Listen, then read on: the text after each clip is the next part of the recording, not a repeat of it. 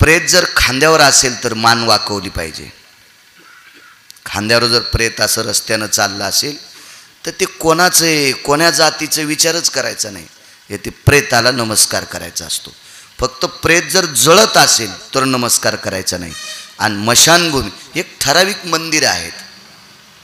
आपल्याकडे 2च मंदिरं मानतो आपण, म्हणजे बाकी लोक मानत असतात पण ज्यांच्या गोळ्या संपल्यात का ती 2च मंदिरं मानतात. एक देवाचं मंदिर आणि एक संतांचं मंदिर. असे काही विशिष्ट 9 मंदिर आहेत. त्याच्यातले अजून 2 मंदिरं सांगतो. या भारत देशामध्ये जगण्याची विद्वत्ता ज्ञान जिथं प्राप्त होते ते विद्येचं मंदिर एक शाळा आहे. आणि कायमस्वरूपी शेवटचं एक स्थानवत मंदिर आहे ते मशानातलं मंदिर आहे. तुका म्हणे रक्षा झाली आपोआप उजळला दीप गुरुकृपा. कारण इथं शेवट पूर्ण विश्रांतीचं स्थान आहे. अशा एका या अधिष्ठानाला सुद्धा प्रणाम करतो. कारण कालची सर्व पितृ अमावस्या झालेली आहे. त्या दिवशी या परिसरातले, या प्रांतातले, या गावातले जेवढे पुण्यात्मे इथे समर्पित केले त्या सर्व पुण्यात्मांना गोड अशा प्रकारचं, स्त्री असेल तर मातृगयेला, पुरुष असेल तर पितृगयेला गोड अशा प्रकारचं त्या सर्व पुण्यात्म्यांना अधिष्ठान प्राप्त हो. आणि त्या पुण्यात्म्यांनी आपल्या कुटुंबातल्या लोकांना गोड अशा प्रकारचं मातृगयेतनं आणि पितृगयेतनं आशीर्वाद देव. अशी मातृगयेला आणि पितृगयेला मनपूर्वक प्रार्थना आणि नम्रतापूर्वक नमस्कार करतो.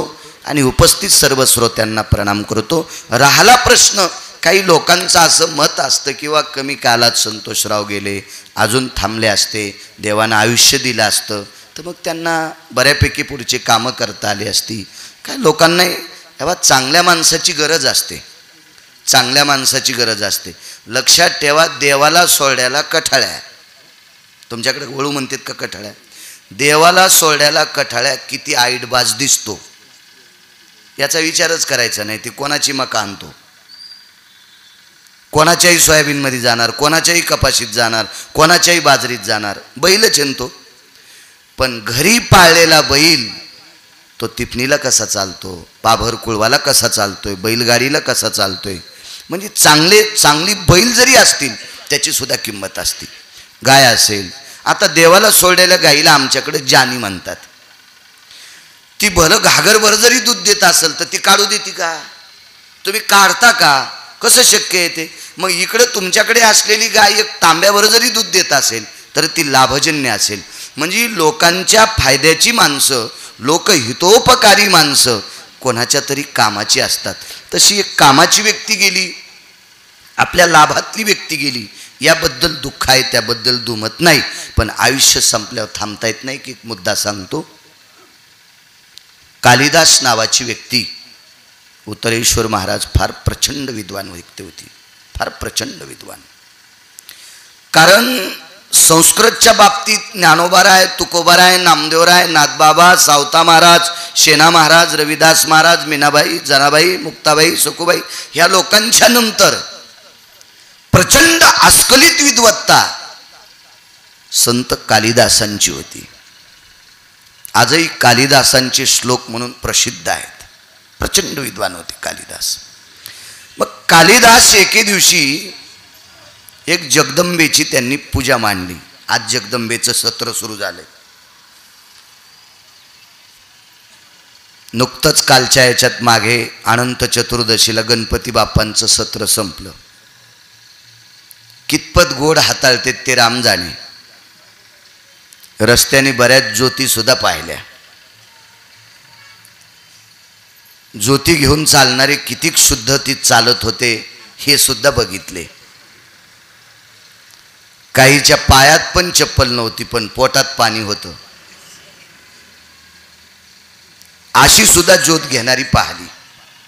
शोकांतिक आहे. नलगे सरपंच प्रगतीचं लक्षण नाही, अधोगतीचं लक्षण आहे. आपण जो देखावा करतो हे अधोगतीचं लक्षण आहे. एकाच गावात एकाच कुटुंबातली लोक जर 4-4 सप्ते करीत असतील वादाअभावी, वादाच्या कारणानं, प्रगतीचं लक्षण नाही, अधोगतीचं लक्षण आहे. आमच्या इथं 4 सप्ते होते. काय शहाणपणा सांगतो तुम्ही, एका सप्त्यात येत नाहीत, हाच तुमचा मूर्खपणा आहे. तुम्ही 4 करता म्हणजे लई शहाणे एक काय. गणपती बाप्पाचं कशा करता लोकमान्य, आता गणपती हे घरात स्थापत असावं, लोकमान्य टिळकांनी बाहेर आणले, कितपत आवडत असतील त्यांना. जगदंबा नवरात्री, शारदीय नवरात्र महोत्सव आहे. आजचा दशक्रिया विधी एका पवित्र प्रतिपदेच्या दिवशी पूर्णत्वात जातोय. आजची प्रतिपदा सामान्य नाही.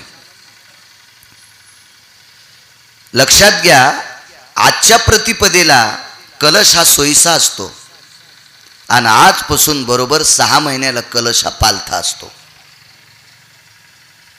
चैत्र शुद्ध प्रतिपदा आणि अश्विन शुद्ध प्रतिपदा. मासो भय व्याप्तियाति कलशा वरांग सर्वस्थिता जलाम पुंगी फला भयस्थितो कलशादि वरुणा स्थापितो. आजचा कलश जास्त नाही सांगत, थोडंसं. सव्यांग कलशातिस भागेशु, याच्यावर नाना प्रकारचे तर्क लावतात. पालथाच तांब्या कसा, तुला काय कळतं सुमळ्या? तुला का शास्त्र कळतं का पुराण कळतं का वेद कळतो? तू 2-4 पानाची पुस्तकं नालायकानं लिहिलेली वाची तू आणि त्याच्याबद्दल काही बकत राहतो. मूर्ख आहेस तू, मूर्ख आहेस तू, नालायक आहे. ब्रेक लायनर उघडलेली गाडी जिथं थांबायची तिथं थांबतच नाही. तशी काही काहींच्या जिभा उघडलेल्या असतात, ते काही बकत राहतात. हे 2 कलश असतात. हे शास्त्राच्या दृष्टीने फार मोठी आदितत्वातली कलश आहेत. आजचा दिवस अनन्यसाधारण महत्त्वातला दिवस आहे. आजच्या या अश्विन शुद्ध प्रतिपदेच्या दिवशी संतोषरावांचा दशक्रिया विधी पूर्ण होते आणि या जगदंबेची उपासना पूजा कालिदासांनी स्थापित केली. पण सज्जनो हो, कालिदासांचं एक वर्म चुकलं. कालिदासांची चूक काढायची गिरगावकराची योग्यता नाही, पात्रता नाही, लायकी नाही, दर्जा नाही, तो माझा अधिकार नाही. पण कालिदासांचं थोडंसं वर्म चुकलं आणि ते वर्म चुकल्यामुळं कालिदासांना पूर्ण कुष्ठ झालं, पांढरं शुभ्र शरीर झालं कालिदासांचं. कालिदास म्हणजे सामान्य नव्हते. या भारत देशामध्ये 7 लोक असे होते की त्यांच्या सानिध्यातली सर्वसामान्य माणसंसुद्धा संस्कृत बोलत होते. त्या 7 लोकांपैकी 1 जणाच्या सानिध्यातल्या मुलीसुद्धा अस्खलित प्रचंड अशी संस्कृत भाषा बोलायच्या. नगरीमध्ये एक जयपत्र घेण्यासाठी थोडेसे 10-5 पुस्तकं शिकलेला एक नालायक जयपत्र घेण्यासाठी तिथं आला. तर पायी प्रवास होते पूर्वीच्या काळात, वाहनाची व्यवस्था नव्हती. घोड्यावर आला, घोडं गावाच्या कडेला खाली उतरला आणि धुळा बुडाली असेल, हातपाय धुण्यासाठी खाली उतरला. तर पानवठ्यावर पाणी काढीत होत्या मुली विहिरीतलं. एका मुलीला पाणी मागितल्यावर तिनं पाणी दिलं, हातपाय धुतले, तोंडावनं हातपिरीला चूळ भरली, पाणी पेला. विचारलं, कोणाची आहेस तू? नित्य जुहती दरव्यानी चौर्य कर्म दिने दिने शत्रुमित्र न जानाती तस्य हम कुलबालिका. याच्या शेंडीतला घामबुटात आला. ती मुलगी होती सोनाराची. ती म्हणली नाही मी सोनाराची. नित्य जुहती दरव्यानी चौर्य कर्म दिने दिने शत्रुमित्र न जानाती तस्य हम कुलबालिका. सोनाराचा व्यवसाय आहे नित्य. तुम्ही सोनं विकत घेतलं तरी पैसे, सोनं मोडायला गेले तरी पैसे. नित्य जुहती दरव्यानी, याच्यात चोरी काय? चौर्य कर्म दिने दिने, वाक्य माझं नाही, याच्यामध्ये टाकलेला जो दूषितपणा असतो त्याचेसुद्धा पैसे तुम्हाला लावल्या जातात. आणि शत्रुमित्र न जानाती, ते बहिणीला विकलं तरी तोच भाव, कारण त्याच्यात काही बदल नसतो ना. तस्य हम कुलबालिका, काय बाई पोरगी असेल ती म्हणलीच नाही मी सोनाराची आहे म्हणून. दुसऱ्या मुलीला विचारलं, तू कोण? हर हर स्मरतम नित्य बहुजीव प्रतिपालकम. थोडंसं अल्पसं सांगतो. तस्य हम कुलबालिका, मी आशांची मुलगी. हर हर स्मरतम नित्य, नित्य मी माझ्या कुळामध्ये हर हर हर हर शब्द आहे. मेंढपाळाची पोरगी. बहुजीव प्रतिपालकम, मी त्यांची मुलगी. तिसरीला विचारलं, तू कोण? पंचप्रियान पांचाळी कृष्णमुखच नच वानरी तस्य हम कुलबालिका. अर्धच सांगतो याच्यातलं. 5 पती आहेत पण द्रौपदी नाहीत. काळं तोंडे पण वानरी नाही, मी त्यांची पोरगी. चार्टेड अकाउंटंट, हिशोबनीस. जुन्या काळात त्याला कंक म्हणायचे. कंक. मी कंकाची मुलगी. पेनला 5 बोटाचा स्पर्श आहे, पण ती द्रौपदी नाही. तिचं तोंड काळं आहे पण वानरी नाही, आणि मी कंकाची मुलगी. ती म्हणलीच नाही मी चार्टेड अकाउंटंटची पोरगी. काय घाम सुटला असेल काका. पुढचीला विचारलो, तू कोणाची मुलगी आहेस? कोणाची आहेस सांगते का ग? उरशारूढो न शंकरा, उरशारूढो न शंकरा, चतुर्मुखो नच ब्रह्मा, आकाले वर्षते मेघम तस्यहम कुलबालिका. वरी बसतोय पण शंकर नाही, 4 तोंड आहेत पण ब्रह्मदेव नाही, आणि आकाशात ढग नसताना पाणी पडतंय, पाणी देतोय, मी त्याची पोरगी, कोळ्याची पोरगी होती. पखाल कशावर असती? रेड्यावर. त्याच्यावर बसतोय पण शंकर नाही. पखालील 4 तोंड. ज्यांच्या पॅन्टीवाल्याला नाहीत कळणार, फक्त जुन्या लोकांना पखाल कळण. पखालील 4 तोंड. पाणी टाकायचे 2 आणि पाणी काढायचे 2. तर पखाल पाण्यानं भरल्यावर आबाळाची वाट पाहावं लागते का? नाही. तिचं तोंड सोडलं, रानात लावली की तो रांजून भरतो. तस्यहम कुलबालिका. कल्पना करा, अशा विद्वानाच्या नगरीतल्या मुली जर इतक्या विद्वान, तर ते किती विद्वान असतील बापू. पण त्याही विद्वान. नवरात्री करता सांगतोय हा पुरावा. मला काय अजूनही पुष्कळ पुरावे सांगता आले असते, पण नवरात्री करता सांगतोय. या जगदंबेची आराधना कालिदासांनी केली, पूजा मांडली, आणि पूजेतलं वर्म चुकलं. मंत्र चळे थोडा, धडची होय वेडा. कारण संप्रदायात चुका मान्य नाहीत. आपल्याला जेवढं होतं तेवढं करत राहा. त्यातली त्यात आपल्या बायका, मला असं वाटतंय तुम्ही थोडेसे बरे आहेत, आमच्याकडे थोडे कच्च्या कानाचे लोक आहेत. तुम्ही आमच्यापेक्षा 30 वर्ष जरा पुढे आहेत, पुढे आहेत, पुढे आहेत, पुढे आहेत. आमच्याकडे जमिनी माणूस पुरल्यावर माणूस उगल अशा जमिनी आहेत, पण आमच्याकडे जास्त कोणाचं ऐकत आहेत.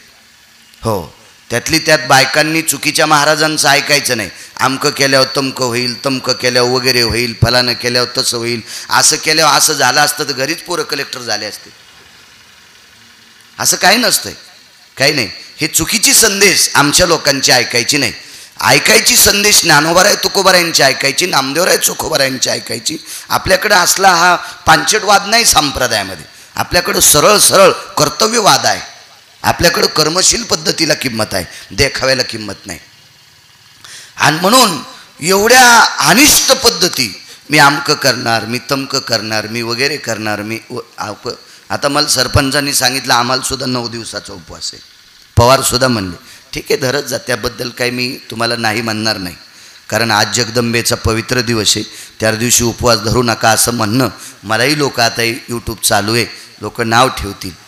पण चला, किती बायकांनी धरावा, कोणी धरावा, कसा धरावा, तिला आजार आहे का, तिच्या पाठीमागं मुलांचा काही व्याप आहे का, शाळेत मुलं पाठवायचेत का, त्यांना किती वेळेला पाठवायचे, त्यांचा डब्बा कसा झाला पाहिजे, ह्या सगळ्या गोष्टीवर लक्ष देणं हाच जगदंबेसाठी तुमच्यासाठी उपवास असेल. तुम्हाला एक सांगू का, आता सगळ्यात जास्त दसऱ्याच्या नंतर आपल्या हिंदूच्या बायका हॉस्पिटलला जास्त ॲडमिट होणार. हेमोग्लोबिन कमी, आमकं कमी झालं. काय खायला असतं यांना? 2% लोक ते वाकडे पदार्थ खात असतील, काजू, दाबलेले अंजीर, उंबर, काय असेल ते. आणि जरी असेल तरी यांच्या जिभेला त्याच्याविषयी चव नाही. हा साबुदाणा उकळणार, साबुदाणा भिजणार. 2.5 लग्न झाल्याच्या नंतर 2.5 महिन्याच्या मुलीचा गर्भाची पिशवी काढावी लागती. अक्षिदा पडल्याच्या नंतर 2.5 महिन्याला त्या नवरीची गर्भाशयाची पिशवी काढावी लागती. आणि भारतातल्या तज्ज्ञ 5 डॉक्टरचं मत आहे तिनं जास्तीत जास्त उपास धरले, याच्यामुळं तिच्या त्या गर्भावर परिणाम झाला, त्या पिशवीवरून ती काढावं लागली. काय दिलं तुम्हाला त्या देवाने? अंगावर घेऊ नका बरं नलगे सरपंच. तुम्ही उपास धरता म्हणून तुमच्यावर बॉम्ब टाकतोय असं डोक्यातलं काढून टाका. माझं रेडीमेड कपड्याचं दुकान आहे, ज्याच्या अंगाला शर्ट येईन त्यानं घाला. मी काय तुम्हाला कपडे शिवायला रिकामा नाही. मलाच वेळेला भेटणं तर मी कुठं तुम्हाला शिवत बसू. माझा नियम आहे. मला एक माहिती आहे, ज्ञानोबाराय तुकोबाराय नामदेवराय सांगतील यानुसार करा. इतक्या चुकीच्या पद्धती. लवंगावर मंगळवार धरला, एका खारकावर बुधवार धरला, खडी साखरेवर गुरुवार धरला, एका मोदकावर चतुर्थी धरली. कोण सांगितलं तुम्हाला? कोणच सांगितलंय? कशा करता? आणि एक सांगू का तुम्हाला, ह्या देखाव्यात मला उपास, मला उपास, मला उपास, ॲसिडिटी वाढली, आमकं वाढलं, तमकं वाढलं, पप्प्याच्या बापावर ताव काढा, सासूवर ताव काढा, सासऱ्यावर ताव काढा, तुम्ही अख्खी जगदंबा जरी ती मूर्ती अशी उकळून जरी पेली तरी तुम्हाला काही पुण्य प्राप्त होणार नाही. तुम्हाला घरातल्या लोकांचा आदर करावा लागेल. इतका मात्र सिद्धांत आजच्या आश्विन शुद्ध प्रतिपदेच्या दिवशी सांगते. तुमची मुलगी वेळेत जर शाळेत पाठवली, त्या कुमारिकेला जर विद्येच्या मंदिरात वेळेत पाठविलं तर लाखो दिवस उपवास धरल्याचं पुण्य तुम्हाला प्राप्त होईल. शास्त्र आहे त्याच्या पाठीमागं. चला, कालिदासांचं वृत्त चुकलं आणि पूर्ण शरीर कुष्ठ झालं. कालिदास किती मोठे होते मी संतोषरावाच्या बाबतीत सांगतोय तुम्हाला. पूर्ण शरीर कुष्ठमय झालं. मग कालिदासाने भगवान शिवशंकराच्या मंदिरात जाऊन देवाच्या पिंडीला नमस्कार केला, शिवजींना, आणि हात जोडले. प्रभू, का माझ्याकडं असं झालं असेल? तर कल्पना करा, कालिदासांची विद्वत्ता किती मोठी, कालिदासांचं कार्य किती मोठं, कालिदासांचा अधिकार किती मोठा. प्रत्यक्ष शिवशंकर प्रगट झाले. पाशुपतादि आयुधायाम येत सर्वाति वृषभारूढो ततम प्रकट्यस्ति जायते. प्रगट झाले शिवजी. भगवान नंदीराज, भगवान शृंगीराज, भगवान वीरभद्र, भगवान देवादिदेव शिवशंकर, त्यांचं ते गण आदी करून सर्व प्रगट झालं. कालिदासांनी सर्वांची दर्शनं घेतली. भगवान शिवजींना साष्टांग प्रणिपात केला. शिवजींनी विचारलं, बोला कालिदास, कशा करता आम्हाला आमंत्रित केलंय? काय अडचण होती तुमची? काय काम होतं? कालिदास सांगताल, कळेल. काही नाही भगवान, माझं शरीर कुष्ठ का झालंय. महाराज, आता शिवजींनी जगदंबेला आमंत्रित केलं. जगदंबा म्हणजे पार्वती माता. सर्व मंगल मांगले शिवे सर्वार्थ साधिके शरण्ये त्र्यंबके गौरी नारायणी नमस्तुते. मा जगदंबेला आमंत्रित केलं आणि पार्वती आईसाहेब प्रगट झाल्या. बोला स्वामी, काय काम आहे? काही नाही ग, कालिदासांनी मला आमंत्रित केलं आणि त्यांनी त्यांची व्यथा सांगितली की मला सर्वांगाला कुष्ठ झालंय, याचं कारण काय? आता शिवजींना कळत नसेल का कुष्ठ कशानं झालंय? पण शिवजींच्या लक्षात होतं आदिशक्तीचं कर्म चुकलंय, जगदंबेचं कर्म चुकलंय. आपण ज्याचं कर्म चुकलंय त्यालाच आमंत्रित करावं ना. म्हणून आदिशक्तीला आमंत्रित केलं, जगदंबेला.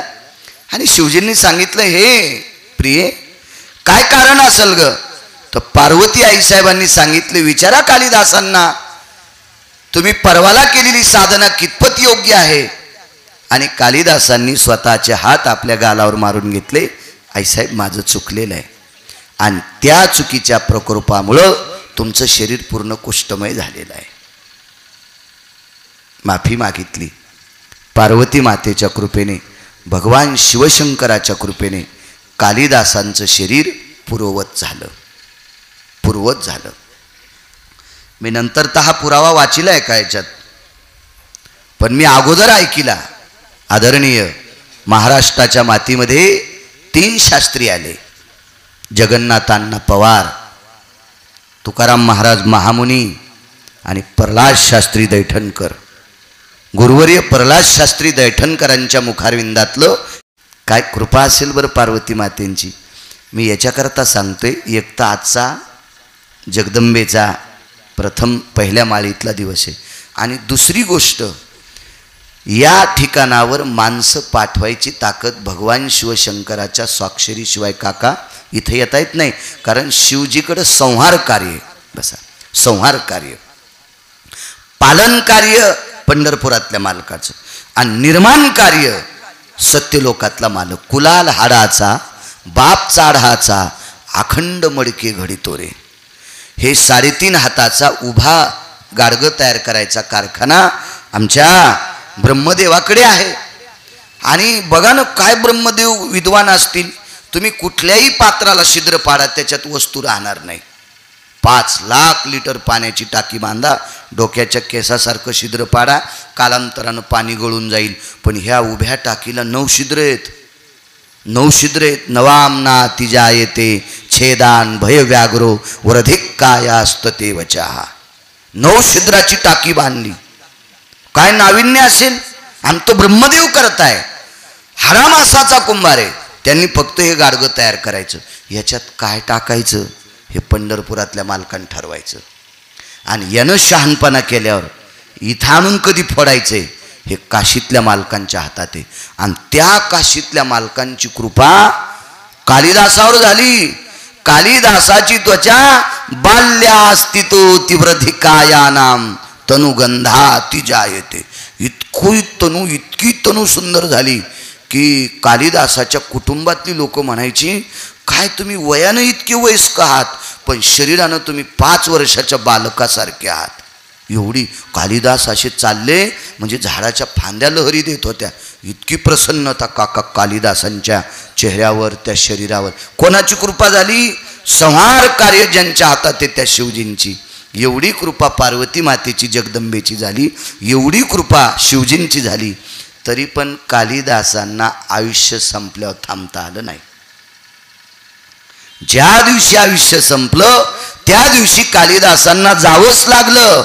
म्हणून मंगळवेढ्यातले मालक नमूद करतात, तुटला आयुष्याचा दोरा येर वाऊगा पसारा टाकून पळती रांडापूर हे आमती होती पाठमोरे. निघावं लागतंय, नाही थांबता येत. अजून एक मुद्दा मांडतो तुमच्या पुढे. किती मोठ्या लोकांना जावं लागतं, किती कालिदास मोठे तरी पण जावं लागलं. आदरणीय स्वर्गीय संतोषरावांना जावं लागलं. हा नियतीचा सिद्धांत आहे.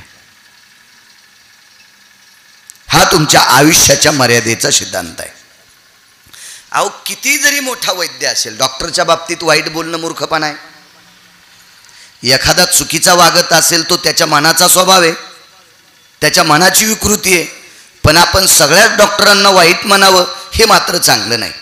जगातला कुठलाही जरी डॉक्टर आला तर माणसाला वाचवायचं इंजेक्शन देऊ शकत नाही. वैद्य वाचविती जीवा तरी कोण ध्याती देवा.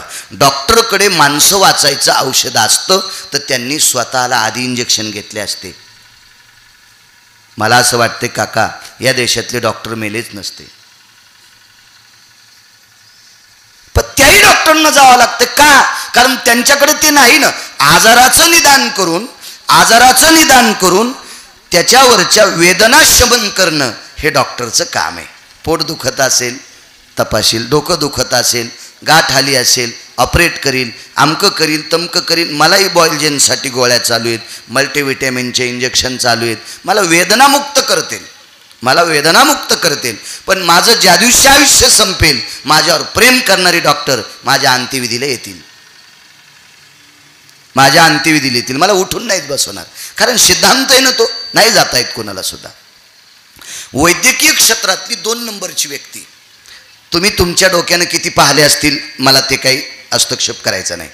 पण माझ्या बुद्धीनं वैद्यकीय क्षेत्रातला 1 नंबरचा व्यक्ती उत्तरेश्वर बापू धन्वंतरी. आणि 2 नंबरची व्यक्ती होती सुषेण नावाचा वैद्य. सुषेण नावाच्या वैद्याने पंढरपुरातल्या मालकाच्या डोळ्यात आलेलं पाणी 7व्या अवतारातलं मर्यादा पुरुषोत्तम प्रभू रामचंद्र यांच्या डोळ्यातलं पाणी जर कोणी पुसलं असेल तर त्या व्यक्तीचं नाव आहे सुषेण नावाचा वैद्य. महाराज मारुतीराय सुद्धा डोक्याला हात लावतात. काय सुषेणची विद्वत्ता आहे. मारुतीरायने पर्वत आणला याबद्दल मान्यता आहे. मारुतीराय बलाची देवता आहेत. मारुतीरायाची पंढरपुरातल्या मालकावर अत्यंत श्रद्धा आहे. कारण मारुतीरायासारखी भक्ती मला असं वाटतंय कोणी महाराज करू शकणार नाही. कारण एखाद्यानं पाकिट जरी नाही घेतलं नलगे सरपंच तर भाकरी खावीच लागेल. मारुतीरायाने पंढरपुरातल्या मालकाचं भजन केल्यावर भाकरी पण खाल्ली नाही. केवळ वनीचे वनचर पाले खावीर वानर चारी मुक्ती त्यांच्या किंकर सवे सुरवर वंदिती. केवळ वनीचे वनचर पाले खावीर वानर. पाला खाल्ला. काम जरी केलं बापू, पाला खाऊन या वाहिले पर्वत, बांधियला शेतू सिंधुवरी. पाला खाल्ला, पर्वत वाहले आणि शेतू बांधला. एवढी नाही भक्ती करू शकत कोणी. मारुतीरायाच्या बाबतीत वारकरी संप्रदायात बोलायचं झालं तर येऊनी जन्मला मरकट, तो वैष्णवा माझी अतिश्रेष्ठ, हनुमंत म्हणावया कनिष्ठ, ऐसा पापिष्ट कोण आहे. एवढी मोठी विद्वत्ता मारुतीरायाची. पण ते मारुतीराय सुद्धा विचार करतात आपल्यावर कृपा सुषेणची, कारण सुषेणनं औषधी सांगितल्या. कारण पर्वतावर, द्रोणागिरी पर्वतावर औषधी होत्या. या पर्वताला वेगळं नाव होतं बरं, द्रोणागिरी नंतर पडला. कारण हे द्रोणागिरी पर्वताला द्रोणागिरी नाव पडण्याचं कारण हे लक्ष्मणापासून सुरू झालं. आणि लक्ष्मणाला त्याच पर्वतावरल्या वनस्पती वाचवतात हे लक्ष्मणजीचं पाप आहे बरं. कारण पंढरपुरातल्या मालकाच्या भावाला पापी म्हणणं गिरगावकराची काय पात्रता आहे. आदळण एखाद्या खड्ड्यात जाऊन. पण पुराण सांगते लक्ष्मणजीनं सुद्धा एक पाप केलं. कारण एका भक्ताच्या प्रसादाचा अपमान केलता.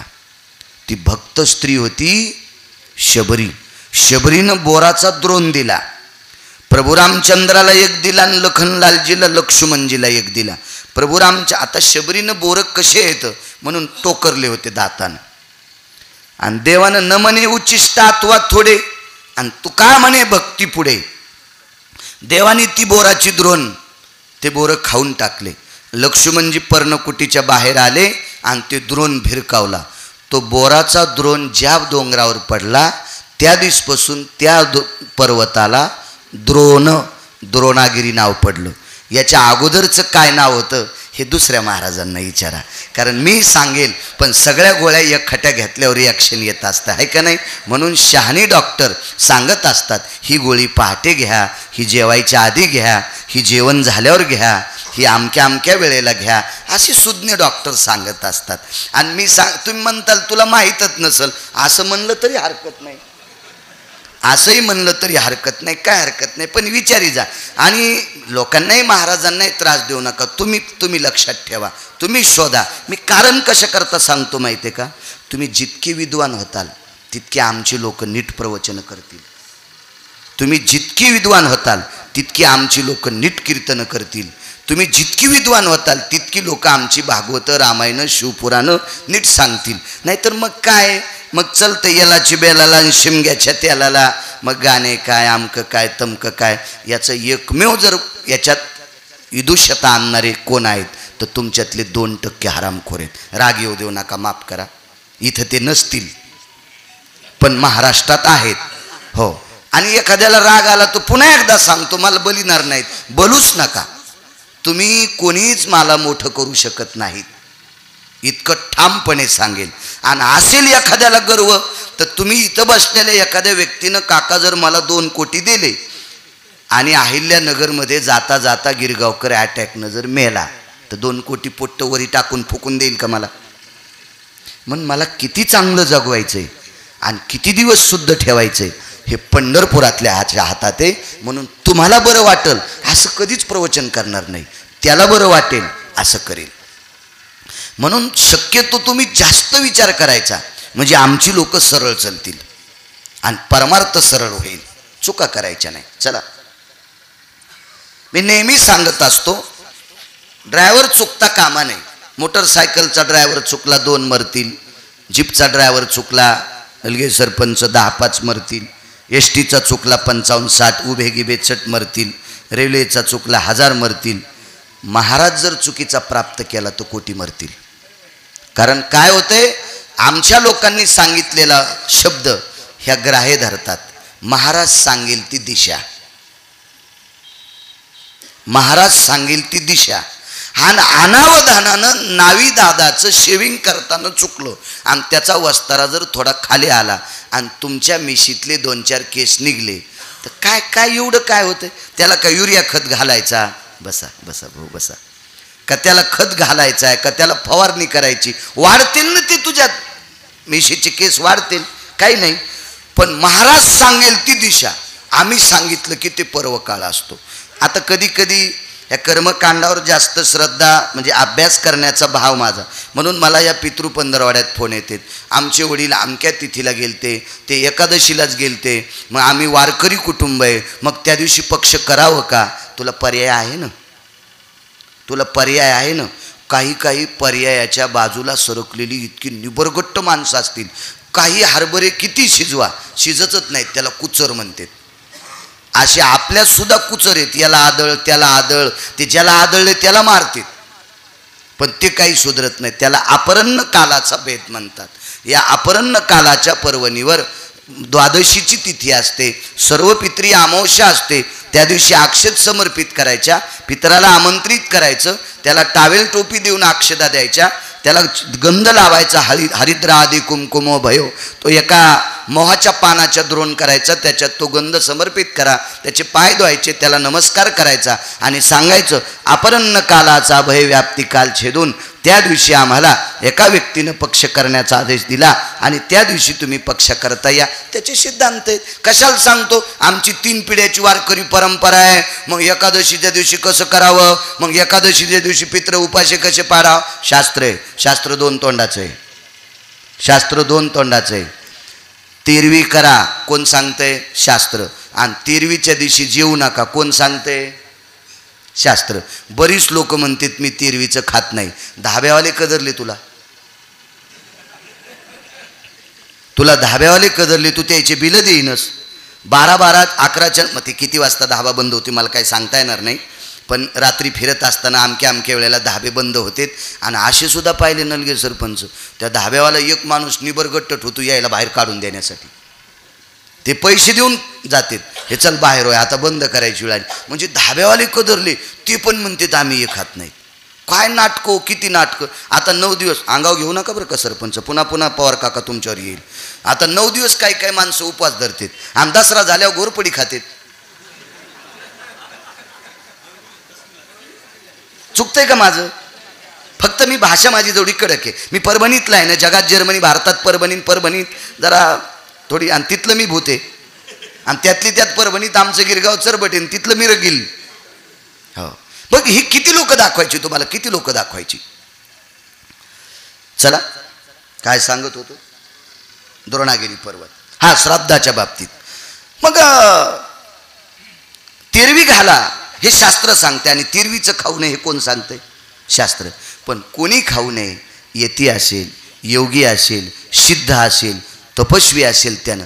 तुम्ही आणि मी कीर्तन जरी करत असेल, पण तुमच्यासारखा संसारात भरलेला माणूस आहे, फार नाटकं करायची नाही. आमचा एक मित्र बाई गाडीत बसल्यावर गाडीत बसत नव्हता, बाई गाडीत बसल्यावर गाडीत बसत नव्हता. गाडी न्यायला आली त्याला, यजमान आणि यजमानाची बायको आली, 2 जण पती पत्नी आले. त्याला काय सापडलेली बाई नव्हती इथं रस्त्याला कुठं, त्याची बायको होती. तदेव लग्नं सुदिनं तदेव ताराबलम चंद्रबलम तदेव दैवबलम लाभस्तेषाम जयस्तेषाम कुतस्तेषाम पराजय, अशी पत्नी होती. मला तिकडचं आटपल्यावर सांगा बरं. हो, कारण आजचं प्रवचन काय, तिकडे कावळा शिवला. मग पत्नी घ्यायला आली, आल्याबरोबर महाराजांना नमस्कार केला, बसा. महाराज बसत ना, शिष्य ड्रायव्हरला त्या शिष्याला विचारलं कसं, नाही म्हणले महाराज गाडीत बाई असल्यावर बसतच नाहीत. बरं, मग ती बाई उतरली, त्यानं मुलाला फोन केला, मोटरसायकल बोलिलं, त्याची बायको काढून दिली आणि 50 लाखाच्या गाडीत महाराजानं बिस्लरी घेतली, हातावर पाणी घेतलं, त्या शीटवर पाण्याचे थेंब शिपडले, मग महाराज बसला. मित्र होता माझा. त्याच्यानंतरचं पुढचं सांगू का? त्या महाराजानं त्या घरी कच्चून 2-3 चपात्या, दूध, कोणी केलं त्या चपात्या? त्या ती स्वर्गातली होती का? चुरून खाल्ल्या, चुरून. याच्या पलीकडे सांगू का? घरी गेल्यावर त्या बाईनं पाय धुतले, महाराजाला 1000 रुपये दिले, महाराजांनी ते आलादी उचलले खिशात टाकले, अशी फेकून नाही दिले. माझं मते हा संप्रदाय नाटकी नाही, हा संप्रदाय असा बहकावादी नाही, हा संप्रदाय सरळ आहे. इतकी माणसं नाटकं करतात. अहो, तंबाखू खाणाऱ्यानं म्हणावं का मी इथलं तिरवीचं खात नाही? तंबाखूची पानं किती पाण्यात भिजलेली आहेत तुम्हाला सांगायची गरज आहे का? मी तर 7वी 5चा माणूस आहे. किती पाण्यानं किती पाण्यात भिजलेले असते तंबाखूचे पानं, आणि किती लोकांपासून आलेले असते. आणि चुना कशाच्या पाण्यात केलेला जातोय. आणि त्या कीर्तनकारांनी तंबाखू खावी, त्याचा चुना संपल्यावर दुसऱ्याचा खावा. शक्यतो चुना नका दुसऱ्याचा खात जाऊ, कारण दुसऱ्याचा चुना घाणेरडा असतो. ते बाळू महाराज जरी, मी तर खात नाही, जरी तंबाखू खात असेल तर माझ्या डबीतला चुनासुद्धा घाण आहे. कारण मला ज्या वेळेला इथं असं काही वळवळ झालं त्यावेळेला ह्याच हाताने केलं, मी पायानं नाही केलं, कानाला. आणि ज्या वेळेला तंबाखू खायची इच्छा झाली त्यावेळेला बोटं धुतले काका, तेच बोट पुन्हा. आणि ते चुना तुम्ही खाता. निदान कधी कधी चुने तरी स्वतःचे खात जा. पहिली गोष्ट खातच जाऊ नका, पण निदान चुने तरी. भिकारचोटपणा असला पाहिजे हो, भिकारीपणा असला पाहिजे, पण भिकारचोटपणा नसला पाहिजे. सिद्धत आहे. मग इतकी घाणेरडा. आपल्या पक्वाद्यानं तंबाखू खाऊ नये, आपल्या गायकानं तंबाखू खाऊ नये, कीर्तनकारानं तंबाखू खाऊ नये. आणि हे अशी जर काही मस्त मुलाला पाठवून चांगल्या प्रतीचा 5-50 रुपयाचा गुटखा आणतो हाटेली त्या ह्याच्याहून पानपट्टीहून, आणि त्यानं म्हणावं मी तेरवीचं खात नाही. यम तुला इतकं हानीन भाडव्या, यम ज्या काठीनं हानीन का तीच काठी तुझ्या तोंडात इकून ठोकून इकून काढीन. कारण येथे नाही खोटा चालत परिहार, जाण शांतर. महाराज श्रीमंत श्री जगद्गुरु तुकोबारायच्या बाबतीतला एक पुरावा होता. महाराजांनी एका वारकऱ्याच्या श्राद्धाचं कीर्तन केलं, तिथं जेवले. तुकोबार आहे, यमाच्या डोक्यावर पाय दिलाय. काळाला काम करायला लावलं. काळ गुलाम सलाम करी तुक्या घरी राबत असे. तुमच्या जिल्ह्यातला माणूस किती जरी श्रीमंत असेल तर गिरगावकराला कामाला लाईन. यमाला कामाला लावायची कोणाची मायविली, आणि तुकोबारायने यमाला कामाला लावलं तर यमाला. तरी ते सुद्धा हा विचार. इतकी नाटकं. ठीक आहे, शास्त्र सांगते तेरवी करा आणि शास्त्र सांगते तेरवी करू नये. मग तुम्ही आम्ही जर श्राद्धाचं खात नसल तर आपण मेले आपल्या श्राद्धाच्या नुकतीवर डुकरं सोडायचे का? आपल्या श्राद्धाच्या दिवशी डुकरं सोडायचे का? म्हणजे हे किती नाटकं कोणी करावं, काय करावं. एक पुरावा सांगतो तुम्हाला. चला, काय पर्वताचं नाव होतं? द्रोणागिरी. याला लक्ष्मणजीनं केलेल्या चुकीमुळं याला द्रोणागिरी नाव पडलं. भक्ताच्या प्रसादाचा अपमान. महाराज त्याच वेळेला आतून पंढरपुरातल्या मालकाच्या डोळ्यातून उष्ण पाणी पडलं. उष्ण, आपल्याही डोळ्यातलं पाणी कोमट उष्ण येते, देवाच्या कडक उष्ण पडलं. आणि सांगितलं, लखन माझ्या शबरीच्या प्रसादानंच एके दिवशी वाचशील. आणि ह्या बोराच्या वनस्पती शल्ल्या विशल्ल्या त्यांची नावं आहेत रामायणात. त्या वनस्पतीपासून लखनलाल उठले. पण कोणी सांगितल्या औषधी? सुशेन नावाच्या वैद्यानं. पूर्वीच्या काळात डॉक्टरला वैद्य म्हणत होते. आता डॉक्टर हा नाव आधुनिक पद्धतीतला शब्द आहे. पूर्वीच्या आणि आजही डॉक्टरी क्षेत्र नाही, वैद्यकीय क्षेत्र आजही जुनं आहे. पण ते आपल्याला घरच्याचा विटन शेजाऱ्याचा भांगणीट अशा स्वभाव आवडतील पुढचे करण्याचे. चला, लक्ष्मणजीला उठवलं. एक वाक्य नीट सांगतो तुम्हाला. ज्या वेळेला प्रभू रामचंद्र रावणाला मारून अयोध्येत पोचले त्यावेळेला एके दिवशी सहज असे बसले आणि सीतेने विचारलं, प्रभू एक बोलू का तुम्हाला? एक बोलू का? या सगळ्या परमपावन सदाचारी ह्या एवढ्या मोठ्या गोष्टी आपण मोठ्या प्रभावानं आपण वावरतो, ह्या सगळ्या कोणाच्या कृपेने येतात? मारुतीरायाची कृपा आहे. मारुतीराय हजरच होते. विचारलं, पवनसुता जी आई साहेब, का रे आमच्या सगळ्या घरातल्या लोकांना सुख तुझ्यामुळे प्राप्त झालंय. मग प्रत्येक एक गोष्ट घडलेली वनवासातली मारुतीरायाच्या पुढे नमूद होत होती. मारुतीराय सांगत होते, प्रभू रामचंद्र सांगत होते, सीताई साहेब सांगत होत्या. ऐकत उर्मिला होती. नलगे ऐकत कोण होती? उर्मिला काका. आणि उर्मिला ज्या वेळेला ऐकत असताना एक प्रसंग आला. तो प्रसंग आला सुशेन नावाच्या डॉक्टरचा. जगातला 2 नंबरचा डॉक्टर. पृथ्वीवर जितके देश आहेत या सर्व देशातला 2 नंबरचा डॉक्टर सुशेन, 1 नंबरचा धन्वंतरी. प्रत्येक सात्विक सदाचारी डॉक्टरच्या हॉस्पिटलमध्ये चतुर्भुज विष्णूची मूर्ती असते. त्या मूर्तीच्या हातामध्ये कलश असतो. ही मूर्ती धन्वंतरीची असते. 14 रत्नापैकी एक रत्न आहे तो. आणि मग उर्मिलीनं प्रश्न केला, मारुती जी मालकीनबाई, सुशेनाच्या बाबतीत काय सांगशील? मारुतीरायाच्या डोळ्यातून पाणी आलं. उर्मिलेने विचारलं, हनुमंता, माझ्या प्रश्नामुळे तू रडत असशील तर माझा प्रश्न वापस घेते. नाही म्हणे आईसाहेब, लहाने मालक ज्या वेळेला शक्ती लागली त्यावेळेला आपण ज्याला कोमात म्हणतो, बेशुद्ध अवस्थेत म्हणतो, या अवस्थेमध्ये लहान्या मालकांचं डोकं मोठे मालक मांडीवर घेऊन रडत होते. म्हणजे प्रभू रामचंद्राच्या मांडीवर डोकं होतं. मारुतीराय सांगतेत बरं. मारुतीराय हे तुम्ही वाचता त्या रामायणात पाहायचं नाही, दुसऱ्या पुराणात पाहायचं. पुन्हा काही काही माणसं म्हणतील आम्ही रामायण 4-4 बाऱ्या वाचिलं तरी हा कथा प्रसंग सापडला नाही. मला काय नदीच्या कडीला सापडत नाही, मलाही त्यासाठी वेगळं पुराण. म्हणजे तुम्ही सुद्धा पाहत राहा. आणि मग प्रभू रामचंद्र रडत होते. आमच्यातला पुष्पदंत नावाचा एक वानर उठला आणि त्या वानराने मला सावध केलं, मारुतीराय मालक रडतात, लहाने मालक बेशुद्ध अवस्थेमध्ये आहेत, आपण काहीतरी करायला पाहिजे. मग त्यावेळेला मी उठलो आणि रावणाचाच भाऊ बिभीषण हा एक भजने होते, वारकरी होते बरं. बिभीषण वारकरी होते, कारण बिभीषणानं भजन फारच छान केलं. एक नागपूर प्रतीतला अभंग आहे, तुका म्हणे अग्नी झाला शे शीतळ आणि प्रतापे सबळ नामाची या. लंकेशी उरले बिभीषणाचे घर आणि हृदयी शीतावर प्रमाणाचा बादशावर. बुद्धिशुद्ध प्रमाण पाठ काका, अत्यंत चांगल्या लोकांची संगती आहे.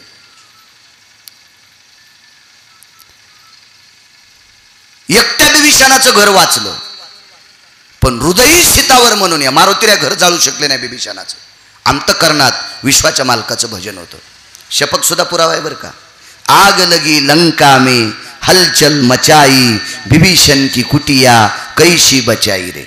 हा हिंदी पुरावा, शपक पुरावा आहे. मग त्या बिभीषणाला जवळ घेतलं आणि बिभीषणाला विचारलं, राजन तुमच्या लंकेमध्ये एखादा वैद्य म्हणजे डॉक्टर आहे का? बिभीषणानं सांगितलं, शक्ती लागली त्यावेळेसपासून डॉक्टर जिभेवर खेळायला आहे, पण आमच्या दादाला विचारल्याशिवाय येत नाही.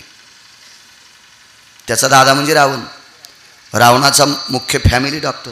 आपले फॅमिली डॉक्टर असतात पण दुसऱ्याला तपासतात. नाही, रावणाचा तसा नव्हता. रावणालाच फक्त तपासायचं. रावणाच्या नगरीतल्या 127 लोकांनी कोणाचंही काम करायचं नाही, कोणाचं नाही. रावणाकडे एक विद्वान होता तत्वकुंभ, त्याने विमानं तयार केले, ते फक्त रावणाकरताच केले. रावणाकरता तयार केलेल्या विमानात त्यानं पुन्हा 15वं विमान कोणासाठी तयार केलं नाही, त्यानं 14च केले. त्याच्यापैकी एक विमान होतं प्रभदत्त नावाचं विमान. या विमानामध्ये एकदा सीताई साहेबाला बसविलं आणि सीताई साहेबाला बसविल्यावर त्रिजटा हसू लागली.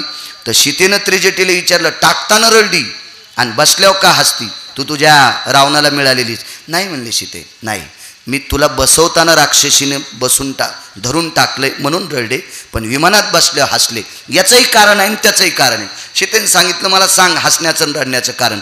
ती म्हणली, रडले याच्याकरता, रावण हा अत्यंत मगरगट्ट विचाराचा माणूस आहे. रावण हा बुद्धिवाद्यातला कपटी आहे. रावण हा विचारवंतातला कपटी आहे. खरं तर विचारवंतांनी कपट नाही केलं पाहिजे आणि रावणाचा नाश त्याच्यामुळेच झाला.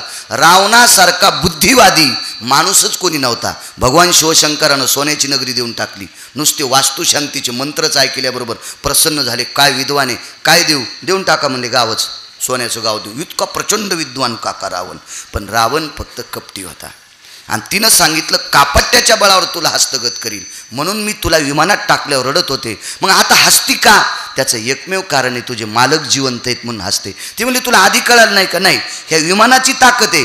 या विमानाला विधवा स्त्रीचा पाय लागल्या विमान जळून जाते.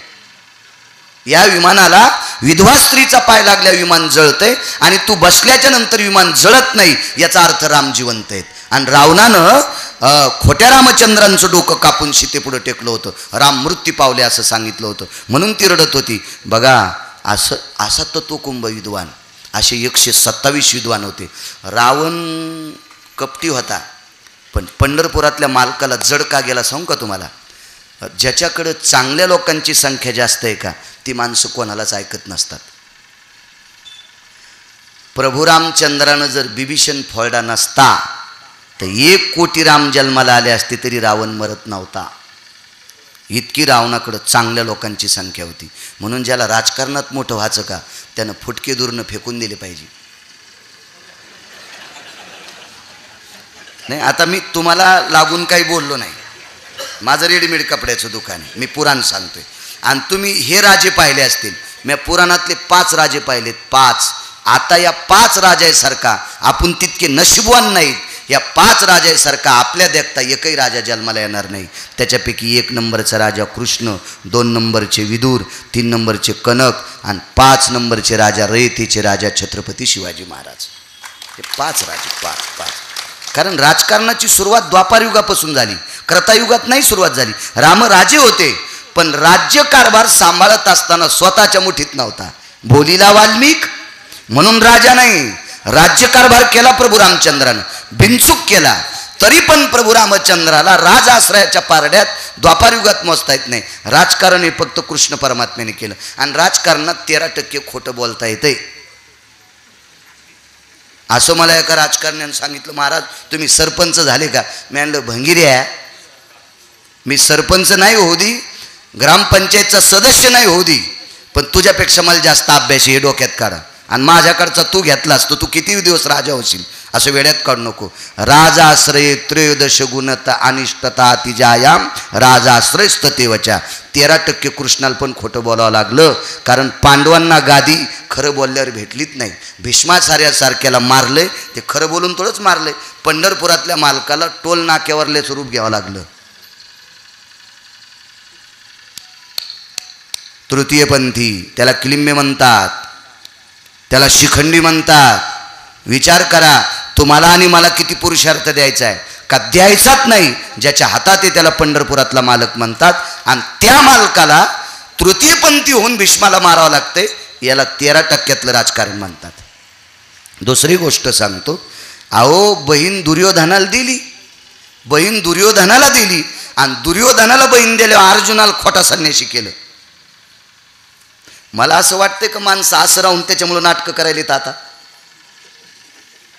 आमची लोक. अर्जुनाला खोटा संन्यासी केलं. तो संन्यासी होणी जनी चोरून नेली माझी भगिनी. ले अर्जुन खरा संन्यासी होता का? खोटा संन्यासी केला आणि सुभद्रेचं हरण करायला लागलं. आईला सुद्धा माहीत नाही. आणि मग आई रडू लागली. कृष्णा, हे कृष्णा, माई सुभद्रा गेली. भगवान हसू लागले. म्हणले हसायला काय झालं? हे ते महाराज नव्हतं म्हणले, ते अर्जुन होता. भाई मला कधी सांग. मुकाडे बस म्हणला, हे दादाला कळू द्यायचं नाही.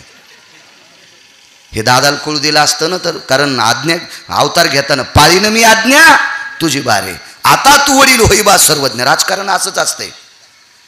अवतार घेताना सांगितलं तू सांगशील ते काम करील आणि एकही काम बलराम दादाचं ऐकून केलं नाही. याचंच तर नाव राजकारण असते. राजकारणात फुटके दुरून फेकून द्यायचे. जेवताना ज्याच्या पात्रावर फुटका दुरून आला वरण वाढलं, चपाती उस्तर दुरून वरण गळून गेलं. मग फुटका दुरून जेवताना घेतला की रिकामी पोळी रिस्ती पोळी तोडून खावं लागती. तर व्यवहारात वागत असताना हे लिखित माणसं सोबत ठेवले की त्या माणसाला झोपीत असतात. रागाला तरी हरकत नाही, फुटके दुरून फेकून दिले पाहिजे, कडीपत्ता फेकून दिल्यासारखं. रावण फक्त कपटानं मातीत गेला. एक विद्वान रावणाकडे सुषेण नावाचा वैद्य बिभीषणानं सांगितलं, जा मारुतीराय तुमच्या ताकदीवर सुषेणाला घेऊन या. आणि मारुतीरायनं सुषेण नावाच्या वैद्याचं घर उचलून आणलं. आपल्याला फक्त द्रोणागिरी उतरला इतकंच माहिती आहे. पर्वत अजून पण उचलले, नुसत्या दगडांनी नाही शेतू बांधला, कितीतरी पर्वत टाकले. समुद्र दाबणं इतकी सोपी गोष्ट आहे. आणि मग त्या सुषेणाला आणलं. सुषेणानं औषधी सांगितल्या आणि त्या औषधी मारुतीरायने आणल्या आणि प्रभू रामचंद्राच्या डोळ्यातलं पाणी पुसलं गेलं. मारुतीराय उर्मिलेचं चरित्र सांगतोय. उर्मिलेला स्वतः सांगत होत्या, मालकीनबाई लहान्या मालकाला मी नाही उठवलं. मारुतीरायची कबुली, लहान्या मालकाला मी नाही उठवलं. मला हजारो पर्वत आणण्याची ताकद होती पण औषधीची माहिती नव्हती. मग औषधी कोणी सांगितल्या असत्याल तर त्या सुषेण नावाच्या डॉक्टरनं सांगितल्या. म्हणून लहान्या मालकीनबाई तुमच्या कपाळावरचं कुंकू जर शाबीत कोणी ठेवलं असेल तर ते सुशेन नावाच्या वैद्यानं ठेवलेलं आहे, सुशेन नावाच्या डॉक्टरनं. तर सीता आईसाहेब रडत होत्या. तर मारुतीरायाने विचारलं, आईसाहेब तुम्ही का रडता? म्हणले, हनुमंता एक सांगू तुला, एकट्या उर्मिलेच्या कपाळावरचं कुंकू नाही, जर लक्ष्मण मृत्यू पावले असते तर प्रभू रामचंद्र वाचत नव्हते, त्यांनी देहत्याग केला असता. मग लक्ष्मण मृत्यू पावल्याच्या नंतर उर्मिला विधवा, प्रभू रामचंद्रानं देहत्याग केल्यावर सीता विधवा. आणि ज्या वेळेला प्रभू रामचंद्र आणि लक्ष्मण गेले असं कळाल्यावर ज्यानं लग्न करून 14 वर्ष नंदीग्रामाच्या ठिकाणी अंगाला काव लावून राहिला तो भरत वाचला असता का साहेब? हा, ज्यानं राज्य प्राप्त झाले आईच्या कृपेनं त्यानं मोठ्या भावाच्या पादुका सिंहासनावर ठेवल्या आणि 14 वर्ष 29 दिवस 14 वर्ष 29 दिवस, कारण 27व्या दिवशी घरी आले पण गादीवर नव्हते बसले, 29व्या दिवशी पादुका काढल्या. 14 वर्ष 29 दिवस आपल्या भावाच्या चप्पलवर, पादुका म्हणजे चप्पल बुटावर छत्र धरलं. काय तो शत्रुघ्न असेल, महाराज तोही शत्रुघ्न मृत्यू पावला असता आणि सूर्यवंशातल्या राजाच्या 4ही सुना विधवा झाल्या असत्या. 4घींच्या कपाळावरचं कुंकू शाबीत ठेवायचं काम मारुतीराय तुझं तर काम आहेच, पण सुशेन नावाच्या डॉक्टरचं आहे. सज्जनांनो, जगातला 2 नंबरचा डॉक्टर प्रभू रामचंद्र गादीवर बसल्याच्या नंतर ठराविक दिवसाला एक पत्र आलं आणि ते पत्र वाचित असताना प्रभू रामचंद्र रडत होते. उर्मिलेनं सीतेनं श्रुतकीर्तीने मांडवीने विचारलं, प्रभू का रडता? त्यावेळेला सांगितलं, आम्हा 4घांना जिवंत ठेवणारा डॉक्टर मृत्यू पावला. आणि मग सुशेनाच्या अंत्यविधीला प्रभू रामचंद्राला एक विमान आलं, त्या विमानामध्ये सुशेनाच्या अंत्यविधीला गेले. दृष्टांत संपला. महाराज देवाच्या डोळ्यातलं पाणी पुसायची ताकद ज्या डॉक्टरमध्ये, जगातला 2 नंबरचा, त्या डॉक्टरला सुद्धा इहलोकातली यात्रा सोडावं लागते. संतोषरावांना जावं लागलं, हे निमूटपणे मान्य करावं लागेल. म्हणून मंगळवेढ्याचे मालक म्हणतात, तुटला आयुष्याचा दोरा येर वाऊगा पसारा. अजून एक 5 मिनिटात पुरावा सांगतो, मला फक्त सूचना करा. हो, कारण माझ्यामुळे तुम्हाला त्रास नकोय. संप्रदायातला जर विचार केला तर मला असं वाटतंय अभ्यास करणाऱ्या महाराजांपेक्षा, म्हणजे अभ्यास केलं जर म्हणावा तर तुम्ही म्हणताल तू स्वतःचा शहाणपणा सांगतो, म्हणून आपल्या अंगावर ते दगड नकोय. उत्तरेश्वर बापू, वारकरी संप्रदायामध्ये जास्त अभ्यास केलाय काका, त्याच्यापेक्षा जो जास्त आचरणात वागतो का त्याची प्रवचनं ठेवत जा, त्याची कीर्तन ऐकत जा, त्याची भागवत ऐकत जा, त्याची रामायण ऐकत जा, त्याची शिवपुराण ऐकत जा. जो आई वडिलांची सेवा करतो त्या महाराजांचं ऐकायचं. महाराज ज्या महाराजांना आई वडिलांना बोला वाटत नाही त्यांचं तुम्ही जर प्रवचन ठेवून कीर्तन ठेवून जर त्याला तुम्ही पाकीट दिलं तर मला तरी वाटते त्याला तर नरक आहे, पण पाकीट देणाऱ्याला पण नरक आहे. तुम्ही माना न माना, मी वाचून सांगतो, मी कोणाचं ऐकून सांगत नाही. तर किती सात्विक लोकांना जावं लागतंय. स्वामी राम नावाचे एक संन्याशी होऊन गेले, त्या संन्याशाचं नाव होतं स्वामी राम. आणि स्वामी राम हे 1949 ते 51 या भारत देशातल्या एका पीठाचे शंकराचार्य होते. शंकराचार्य, मी एखाद्या महाराजाला मानतो किंवा न मानतो हा डोक्यातला प्रश्न तुमचाही निघून जावा, माझाही निघून जावा. मी आचरणशील व्यक्तींना मानतो. मग त्याला एकही अभंग पाठ नसेल तर त्यालाही मानतो. आता आपण महिन्याच्या वारीला जातो, म्हणजे वारी करताच पिंड आहे. दर महिन्याच्या शुद्ध्यातल्या वारीला पंढरीला जात असतो, ते 2 कीर्तन टाळत असतो. एखाद्या वेळेस तिथंच भेटलं तर करतही असतो. तर वारीला गेल्यावर एका वारकऱ्याचं दर्शन मी कधी कधी नगर प्रदक्षिणा करायच्या अगोदर किंवा नगर प्रदक्षिणा झाल्यावर पण एका वारकऱ्याच्या दर्शनाला जातो. त्या वारकऱ्याचं नाव आहे सदा वारकरी, सदाबाबा वारकरी. कारण काय निष्ठा महाराज काही लोकांची, काय देवावर निष्ठा आहे. त्यांना किती गाथा पाठ असेल, त्यांना ज्ञानेश्वरीच्या वया किती पाठ असतील, त्यांना किती शास्त्र पाठ असेल, वेद पाठ असेल, मी याचा विचार करत नाही सरजी. फक्त त्या व्यक्तीची परमार्थावर अतूट श्रद्धा, म्हणून त्या व्यक्तीच्या दर्शनाकरता गिरगावकराला त्यांच्या पायावर डोकं ठेवा वाटते. कारण आचरणात वागणाऱ्या लोकांना किंमत असते. एक मालकांचा पुरावा आहे उत्तरेश्वर बापू. 5 किलो सोनं घातलेली बाई जर पतिव्रता नसेल ती सवासीन म्हणू नये. वेशीची लावण्य इतका शब्दबद्ध झाला. काय सौंदर्य असेल, काय तिच्याकडे संपत्ती असेल, काय पैसा असेल, पण ती सवाशीण होऊ शकत नाही ना. अहो, मालकाची गरिबी असल्यामुळं सोन्याचं मंगळसूत्र भेटत नाही, सरजी चांदीचं मंगळसूत्र भेटत नाही, म्हणून लोखंडाचं मंगळसूत्र घातलं. पण नवऱ्याला पांडुरंगापेक्षा शंकरापेक्षा जास्त समजते, ती पतिव्रता आहे. पांडुरंगाला मंजुळा टोपलं बरं वाहती, शंकराला बेल 2 टोपले वाहती, आणि नवऱ्याला टायमाला जेवायला देत नाही. हिचं दर्शन झालं म्हणजे गाय कापल्याचं पाप लागतंय. हो, अशी बाई ज्या भागात आहे का त्या भागात दुष्काळ पडत असतो, लिहून घ्या.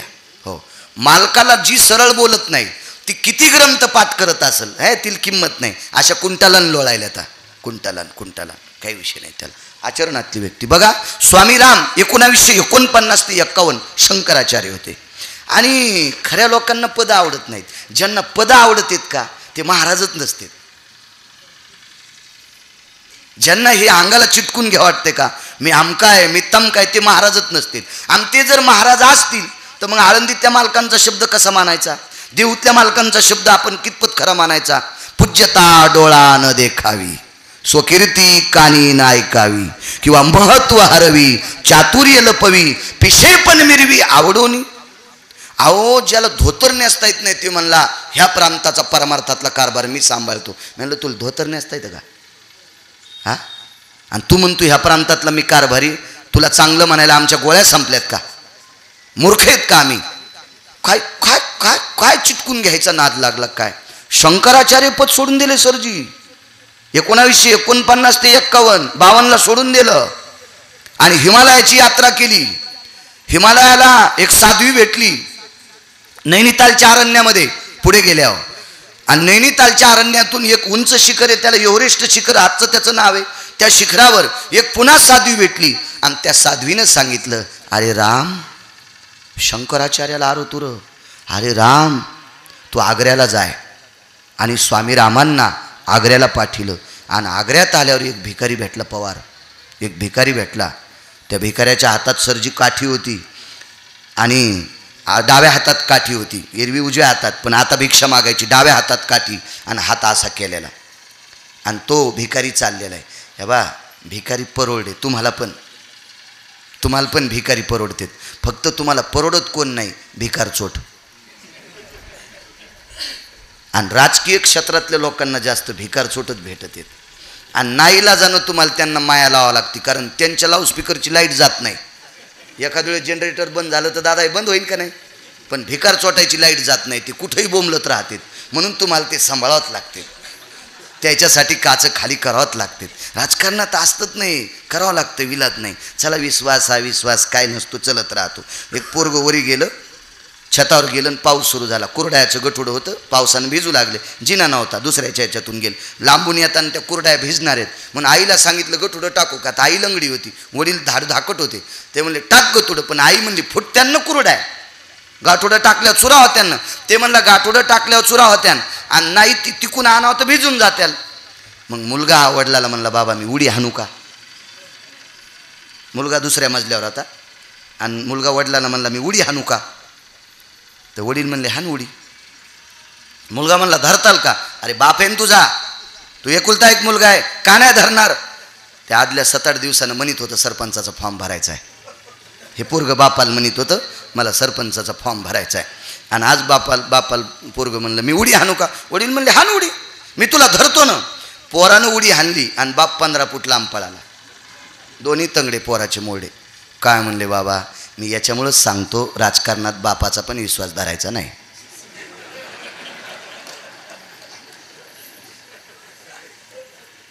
कारण बुद्धीनं करायचं असतं ते राजकारण. कृष्णानं नाही सांभाळला कोणाचा विश्वास, अद्याप नाही, ते त्यांच्या मनानुसार केलं. चला, स्वामीराम एका भिकाऱ्याकडे, मी सांगायलो की भिकारचूट माणसं परवडत नसतात. ह्या बाई, एखादा महाराज किती जरी अपेक्षा असते नंदलगे सरपंच, तुम्ही त्याच्या पूर्ण करू शकता. परिसरात आलं, हां माझं आमकं कार्य हे द्या, माई इथं दिंडी जाती ते द्या, तुम्ही थकून जाता. काय होत असतं माहिती आहे का, आम्ही महाराष्ट्रातलं खातो तरी कुथतो, तुम्ही तुमचंच खाता तरी कुथत नाहीत. मला असं वाटतं उत्तरेश्वर बापू आपण थोडं धोरणात राहिलं पाहिजे. आपण हा हो, कारण धोरण नाही चुकायला पाहिजे. आता यांच्याकडे गॅरेज आहे, आम्ही येता जाता उगत म्हणायचं माझ्याकडे 100 गाईचं शेड आहे, पण आहे ना बाळू महाराज तुला केवढ्याची पाकिट येतं, यूट्यूब चालू आहे, मला स्पष्ट बोला वाटतंय, तुला केवढं लोक किती देतात तुला याचा विचार करणं. मग पाळणं 100 गाई. जाताना त्या पवारांना सांगितलं फाडा एक पावती. अरे त्या बुवाचे हात काळे झालेत, कपडे काळे झाले, त्याने ट्रॅक्टर खोललंय, मशीन खोललंय, बासपंप खोललाय, आमकं खोललंय. मला ट्रॅक्टर सगळं कळतंय, मी 3.5 वर्षाची नोकरी केली ती स्पेअर पार्टच्या दुकानावर.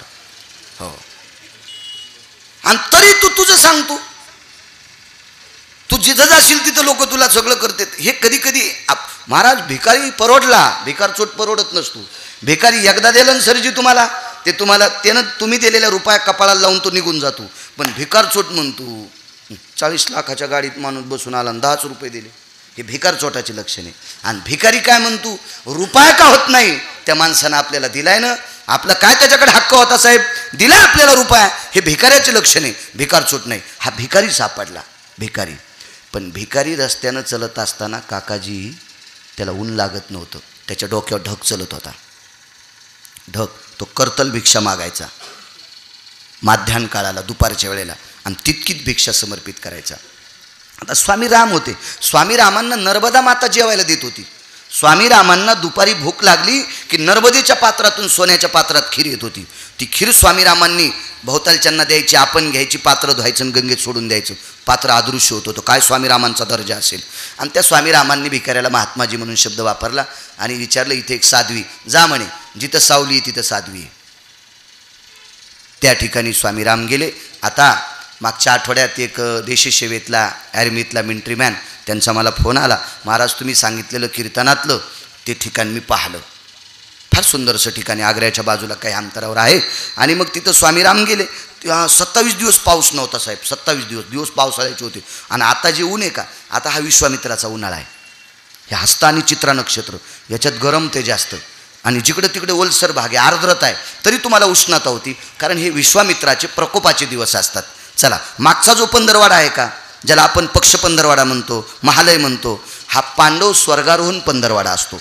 पांडव स्वर्गारोहण. आपल्याकडे इतकी सावधानता, इतकी गोडवा आहे, फक्त आपण आपलं वाचत नाहीत, आपण दुसऱ्याचं वाचू महिन्याला चष्मे बदलायलो, त्याच्यामुळं सगळ्या भानगडी व्हायला. मग स्वामीरामांना सांगितलं तिथे ती सापडेल. तिथे गेल्याच्या नंतर मला असं वाटतं त्या स्त्रीच्या अंगावर कपडे फार मोजके होते, त्या स्त्रीच्या अंगावर कपडे फार मोजके होते, कारण ती सगळ्यातून पलीकडे गेलेली स्त्री होती. कोणाचा विचार आपण करायचा नाही, कारण शुकाचार्यांच्या बाबतीत कपड्याचा विचार केला तर तुम्ही काय करता. व्यासांना कळालं नाही शुकाचार्यांच्या बाबतीत, व्यासांना, कारण व्यास धोत्र घालून सिद्ध सरोवर आंघोळीला जायचे, महिला लाजत होत्या, आणि शुकाचार्य तरुण असताना लाजत नव्हते. याचं कारण होतं, व्यासांना पुरुष आहे असा भाव होता, आणि शुकाचार्य स्वतःला पुरुषही समजित नव्हते आणि स्त्री समजित नव्हते, याच्या पलीकडे गेलेले होते. त्या पलीकडची ती स्त्री होती. स्वामी रामांनी पाहिलं, पदर पडलेला आहे, पाठ दिसते, पाठीमागचा पूर्ण भाग दिसतो. स्वामी रामांनी खाली पाहिलं, पण तिच्या समोर एक कबर होती. म्हणून स्वामी रामांनी त्या काळातल्या भाषेत वापरलं बीबीजी. तिला साध्वी म्हणले नाही, तिला देवी म्हणले नाही. स्वामी रामांच्या तोंडातून वाक्य पडलं बीबीजी. तिनं मागं पाहिलंच नाही, ती लगेच म्हणली बोलिये राम, बोलिये राम. तर स्वामी रामांना घाम सुटला साहेब, घाम. ह्या बाईनं मला पाहिलंच नाही, माझं नाव घेते, कारण सिद्ध पुरुष होते ना, ते सामान्य लोक नसतात ना, ते अधिकारी होतात. मला जनाबाईला साधं कसं म्हणता येईल, जिनं हात लावलेल्या गौरी विठ्ठल म्हणतात तिला साधं कसं म्हणता येईल. त्या जनाबाई म्हणून कबीर डोकं ठेवत होते जनाबाईच्या पायावर. पण शहाणी माणसं सहजासहजी कोणाला मानत नसतात. सहजासहजी मानतात का, ती माणसं येडपट असतात. एखाद्या गोष्टीला भुलून गिरगावकराला मानायचंच नाही. तुम्ही जर मानत असाल तर एखाद्या वेळेस फसू शकताल.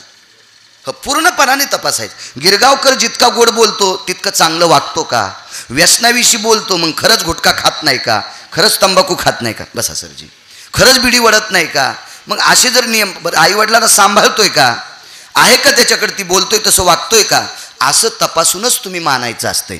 तुम्ही एखाद्या गोष्टीला जर पंच बळबळून गेले आणि मानले तर कालांतरानं तुमच्या पदरात दुःख प्राप्त होतं, आणि मग तुम्ही बाकीच्या महाराजांना सुद्धा नाव ठेवता. म्हणून कुठेही गोष्ट पाणी पिना छान के आणि गुरु करना पछान के. पाणी गाळून पिलं पाहिजे आजार होत नाही. आणि महाराज सगळ्या गोष्टी तपासून त्याच्या पाया पडलं पाहिजे. आपल्या संप्रदायाचं ब्रीद आहे, पंढरीच्या लोकांना या अभिमान, पाया पडे जन एकमेका.